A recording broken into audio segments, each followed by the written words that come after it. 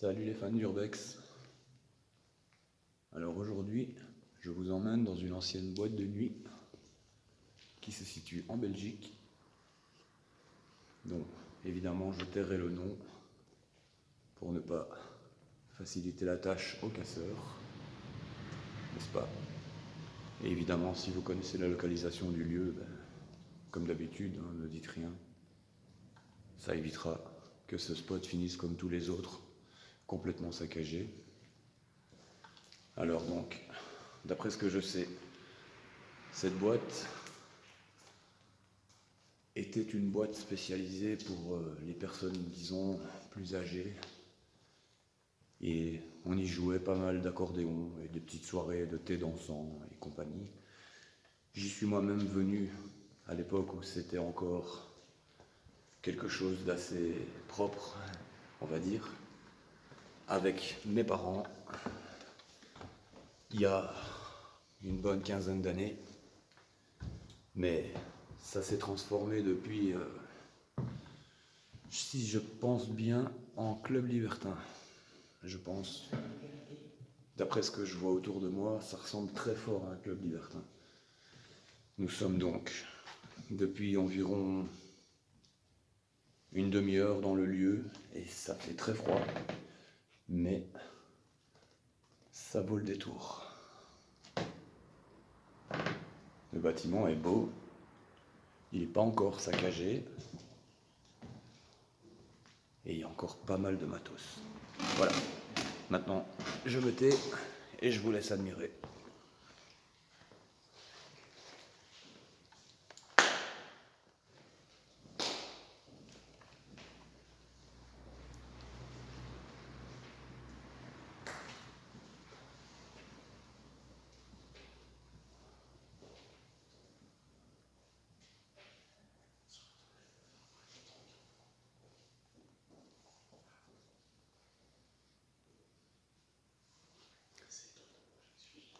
Évidemment, on va essayer de flouter les noms au montage pour pas faciliter la recherche et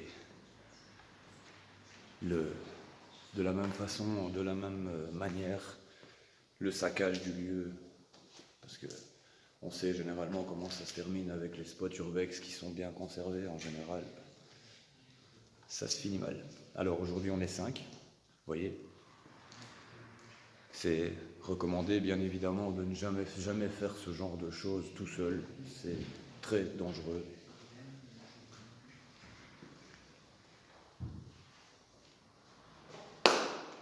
Oups.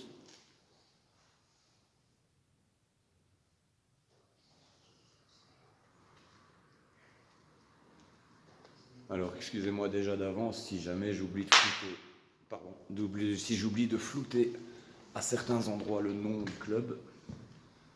J'essaierai de faire le maximum pour ne pas que ça soit visible, mais vous savez, c'est pas toujours facile, vous savez.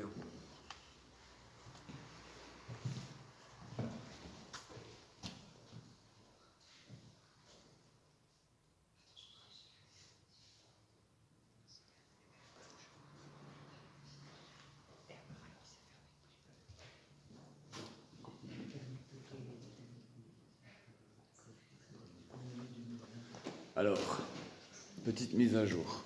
On vient de découvrir sur internet que ce club était apparemment encore actif en mai 2020. Donc c'est très très très récent. Bon, ça remonte quand même à quelques mois évidemment, mais c'est pas non plus un club qui est complètement saccagé. Oh.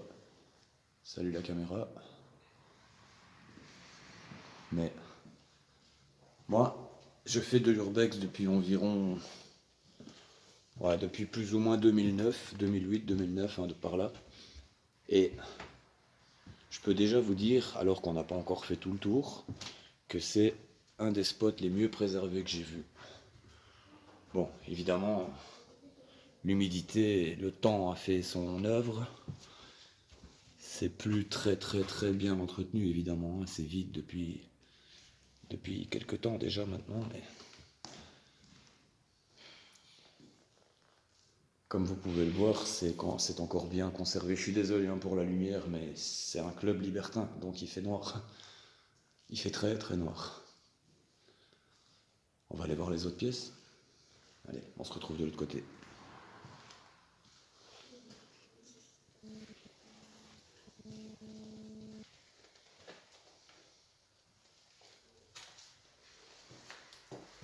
Je suis désolé hein, pour les mouvements brusques.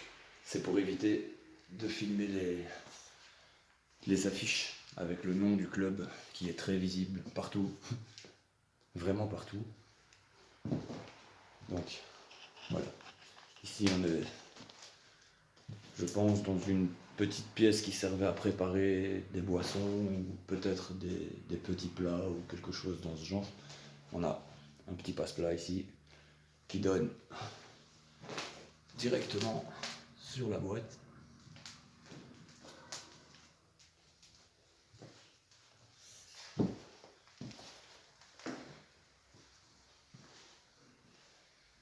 Là, on arrive dans les sanitaires qui, étonnamment, sont très bien conservés. Hein.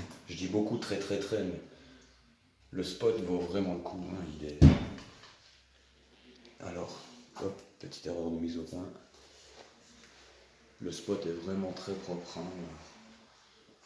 On a vu beaucoup de bâtiments laissés à l'abandon depuis quelques mois à peine et qui étaient dans un état bien plus lamentable que celui-ci. Celui-ci, vraiment. Attendez, on va croiser mes complices.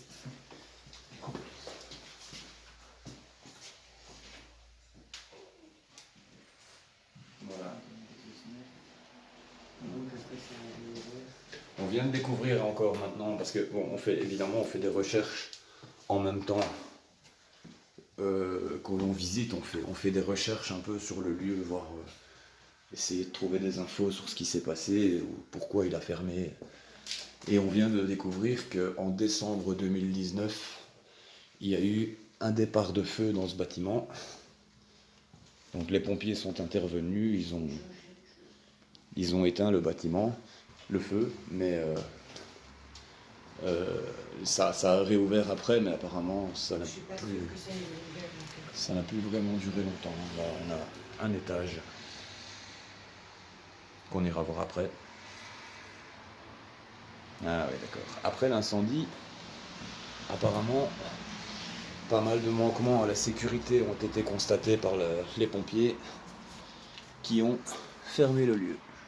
Alors je suis désolé pour la qualité d'image, mais je filme à la perche dans un endroit très sombre. C'est pas toujours évident. Allez, on se retourne. Ah, tiens. Si vous vous reconnaissez, on sait jamais. Petite dédicace à Urbiz. Hein. Salut les potes. Alors, on va passer rapidement la pièce de devant. Mais bon, à savoir que cette pièce donne directement sur la rue et qu'il n'y a plus de vitres, ni de porte d'ailleurs. Donc, on va peut-être pas s'attarder dans ces pièces, histoire d'éviter d'attirer nos amis de la maréchaussée, n'est-ce pas? Ah, un petit vestiaire. Si l'endroit vous est familier, parce que vous êtes allé souvent en boîte, c'est normal. Il y avait toujours hein, cette espèce de petit squat pour les vêtements. Oh tiens, une autre dédicace. Salut les potes. On repasse par là. On va aller voir. On va aller voir les bars, les amis. C'est quoi qui lume là? C'est une toupie. D'accord. C'est une petite toupie. Là, Je pensais que quelqu'un était arrivé par derrière.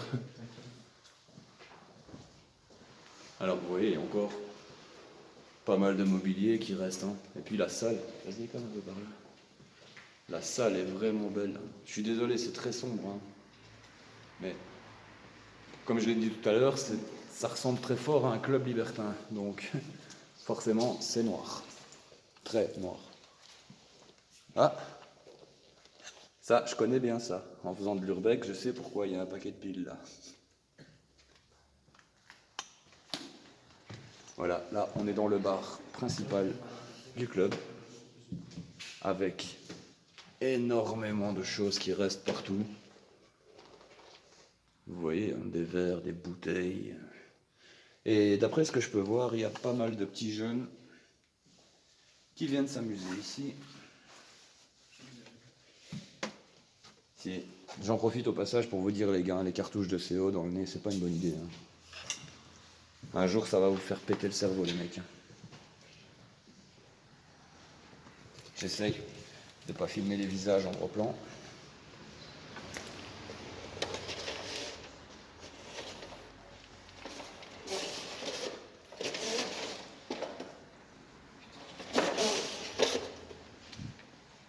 On va essayer d'avancer un peu plus dans le...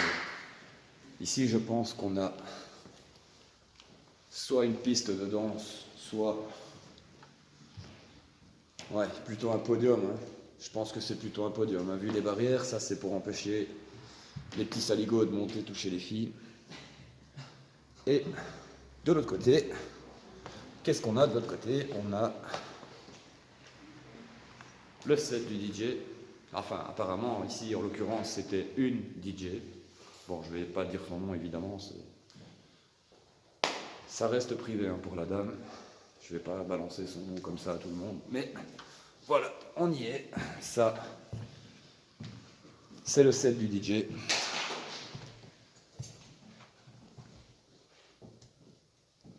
D'ailleurs, je sais pas si on a vu son nom, mais au pire, ça sera flouté. Voilà. Une petite barre de strip. Qui veut faire un lap dance? Wow. C'est pas... Oh, il y en a deux. Il y en a deux, il y en a une autre. On a une deuxième barre de lap dance. Ça devait être chaud quand même comme club. Hein. Ça devait être bien chaud. Hein. Ici, ça je pense, d'après ce que je vois et d'après ce que je crois, je pense qu'on est dans le carré VIP. Là, la petite chaîne qui est censée empêcher les gens non invités au VIP de rentrer. On se trouve juste à côté du set du DJ hein, qui est là. Et vous voyez, hein, même en urbex, on porte nos masques. On n'est pas... On voudrait pas non plus choper des saloperies, non seulement pour ce qu'on peut respirer ici, mais aussi pour notre copain le Covid. Hein. Maintenant, on est habitué, on a appris à vivre avec lui. Alors je parle beaucoup, mais comme je vous l'ai dit encore, après tout ce temps où j'ai fait des urbex, c'est un des plus beaux bâtiments, des mieux préservés que j'ai vus. On va vous faire un petit 360. Je vous fais un petit 360, je ne sais pas ce que ça va donner. Parce que comme je le disais, c'est très sombre. Mais le bâtiment est très grand. Ah, désolé, j'accélère pour le nom. Voilà. En même temps, je suis désolé, c'est difficile de flouter le nom parce que c'est marqué partout. Absolument partout. Et vous voyez, les rails. Je sais pas hein, s'il y a des amateurs de sono là parmi vous. Dites-moi comment ça s'appelle dans les commentaires, mais je sais pas. Je connais pas vraiment le nom de ce truc, mais je viens de me rendre compte que ce machin est suspendu au-dessus de notre tête en fait. Hein. Il est juste fixé par des chaînes, quoi. Enfin, c'est la lue, quoi. Ça fait sûrement une toile. Ouais, c'est une toile, ouais. Une toile de projection. Et il projetait genre le logo ou un truc du genre. Sûrement. Alors, on va repartir par là. Donc on passe à droite du podium. On arrive sur un deuxième bar qui m'a l'air bien cool. J'essaie de faire le plus de grand angle possible, mais c'est pas évident avec la pièce qui est très sombre. C'est vraiment pas évident. Désolé si l'image vibre, mais faut savoir qu'à l'heure où je vous parle, il fait 2 ou 3 degrés. Et honnêtement, on se pèle. On se pèle. Mais encore une fois, tout est resté là. Et tout est encore à sa place. C'est vraiment un beau petit bâtiment.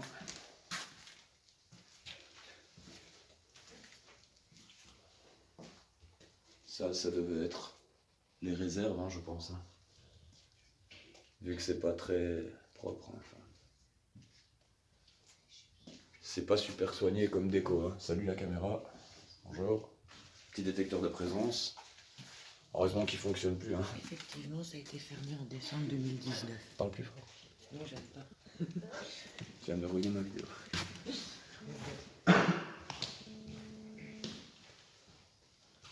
L'incendie. Là, les demandes n'ont pas été respectées, du coup, la bourgmestre. Stéphanie Torlou. Non, donne pas de nom. Mais c'est la bourgmestre. Non, mais on va savoir trouver le village avec ça. C'est pas grave, je comprends Elle a ça. donc ordonné la fermeture de l'établissement. Là, ce qui devait être certainement une déco d'Halloween, vu qu'on sait que les derniers événements se sont déroulés vers le mois de décembre, ça doit dater du mois de novembre précédent. Et vous voyez ce qu'on a trouvé, c'est un peu glauque, hein, mais bon, c'est cool. Il va s'ouvrir. Bon, évidemment, il n'y a pas de cadavre dedans, hein, sinon je serais plus là à vous parler. Hein. Ouais.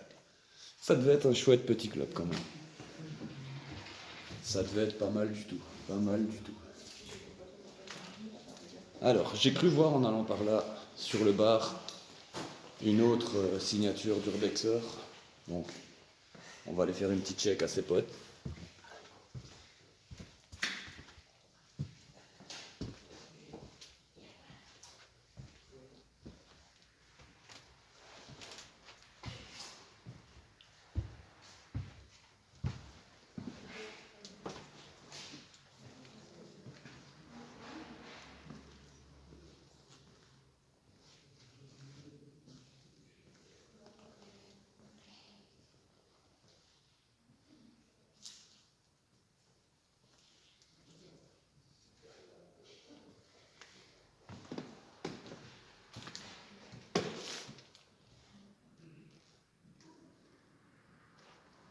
Dédicace les potos, si vous vous reconnaissez.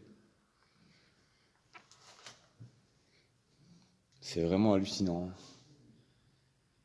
Il y a un nombre incalculable d'objets en tout genre. C'est ce qui me fait aimer l'urbex, parce que malgré les années de pratique, on tombe encore parfois, rarement malheureusement, sur des bâtiments comme celui-ci. C'est hallucinant. Bon, ici, l'image est dégueulasse, je suis désolé, mais il fait vraiment très noir. Et je n'ai pas de spotlight.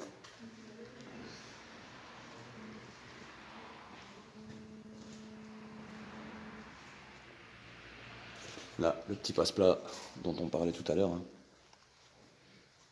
qui donne accès sur la boîte. Et ici, on a une dame qui, je pense, est un peu connue. Hein. Ah, elle est floue, elle veut pas passer, hein, la femme. Bon. YouTube, ça l'intéresse pas, la dame, elle veut pas passer sur YouTube. Ah, c'est à peu près ce qu'il me faudrait pour filmer ici correctement. Ça, ce serait assez cool, ça. Eh ben. C'est sûrement la salle pour la chicha ici. J'ai eu l'aluminium qui est là, les tuyaux qui est là. Ouais, sûrement. C'était la chicha room. Regardez. Et ben voilà les amis, j'espère que la vidéo vous a plu. Nous on va continuer un petit peu la visite pour approfondir, et si ça vaut le coup, je referai peut-être une deuxième vidéo sur l'étage et voir peut-être aussi la cave. Voilà les amis, merci d'avoir visionné, et puis voilà, bonne journée et aussi bonne année à tout le monde, hein, puisque c'est le début de l'année, c'est de circonstance. Voilà, je vous laisse sur une vue où je vais pas commenter pendant quelques minutes, et puis on se dira au revoir.